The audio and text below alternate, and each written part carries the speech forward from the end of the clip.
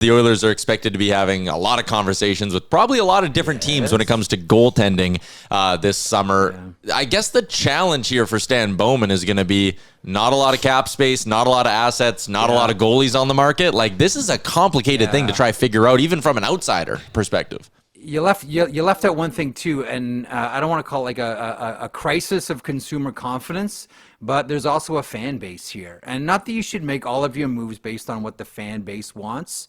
You know, there's the old saying, you know, if you keep listening to your fan base, you know, one day you'll be sitting with them in the stands. So you don't want to base all of your moves just based on what the fans want, and I get that, but it's going to be really tough for the Oilers to think about coming back with the same tandem here. And you're right, it's a conundrum. It's a real tight one here for Stan Bowman. And he addressed, he said, look, we outside of the McDavid contract, you know, job number one is we need to address the goaltending situation. We got to get that done. Like I had wondered about Ukko-Pekka Luukkonen with the Buffalo Sabres, thinking that Devin Levi is 20 games away from needing waivers. You know, I wondered, and there was like, listen, Luukkonen lost the net last year.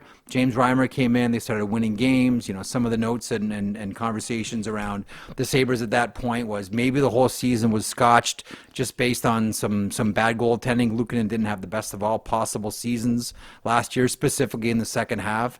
I wondered if, you know, if they're going to pin the whole thing on Luukkonen, does that mean that he's available, or are they going to run this whole thing back with Devin Levi and Ukko-Pekka Luukkonen? We shall see.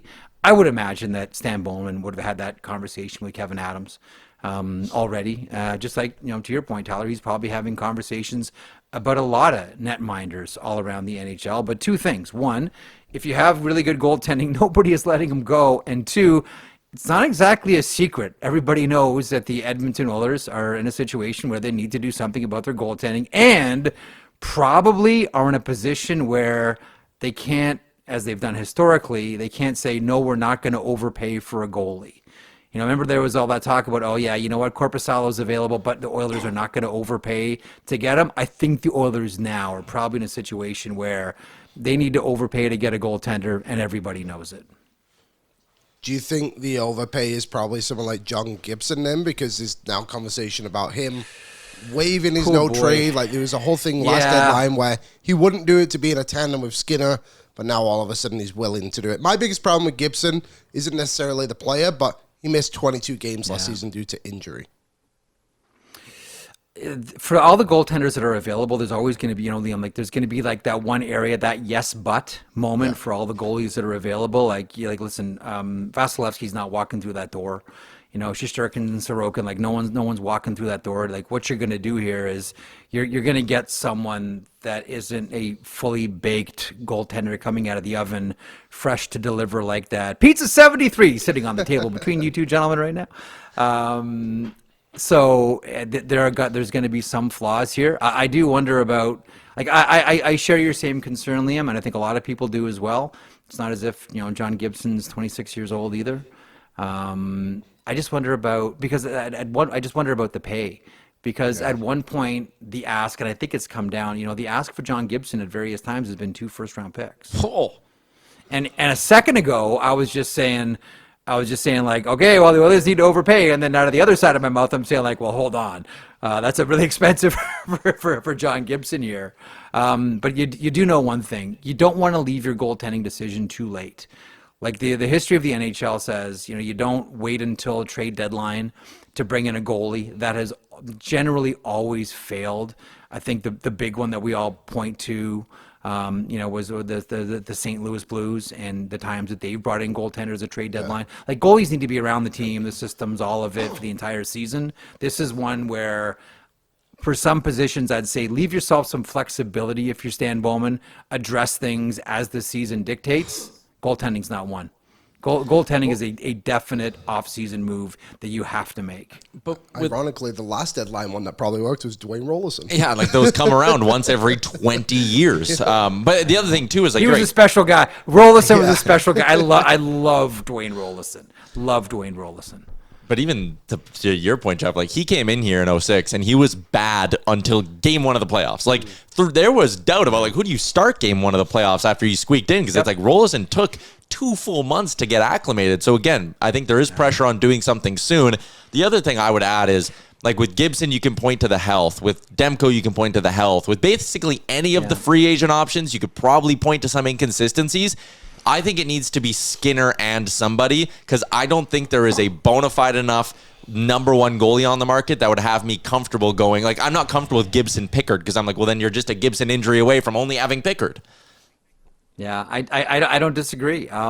Again, we're throwing darts here on a Monday afternoon. Kevin Lankinen. If the Vancouver Canucks are going to redo something with the Vancouver Canucks, and Arthur Sheloff looks fantastic, playing for Abbotsford right now, even though they keep getting pushed here as they try to close out. I don't know. Kevin Lankinen.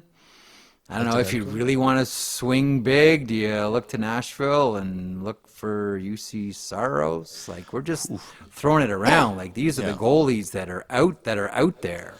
Again, like, I don't think there's a perfect solution here, but I don't think that the Edmonton Oilers are a team that needs a perfect goaltender. Like, we've seen this before, and I don't want to hang everything in the playoffs, specifically the final, on Stuart Skinner, because the guy had like real moments of brilliance getting there.